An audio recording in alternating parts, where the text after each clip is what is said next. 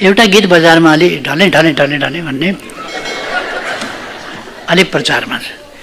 त्यस्तै प्राय आम रूपमा राजनीतिक नेताहरूले गाएको सुन्छु, ढल्यो ढल्यो ढल्यो ढल्यो ढल्यो ढल्यो ढल्यो ढल्यो, आज ढलो भरे ढलो, भोलि ढलो बिहान ढलो, बेलुका ढलो राति ढलो, ढलो ढल्यो ढल्यो ढल्यो। यो गीत मनोरञ्जनका लागि पार्टी उत्सवहरूमा सुहाउला, राजनीतिमा त्यति सुहाउँदैन। अस्ति प्रधानमन्त्रीले संसदमा गीत गाउनु भयो, ढले ढले ढले ढले ढले ढले।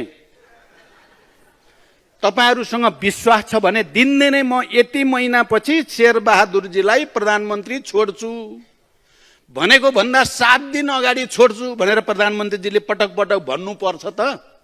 यो सरकार प्राकृतिक छैन, संवैधानिक पनि छैन, पारदर्शी पनि छैन।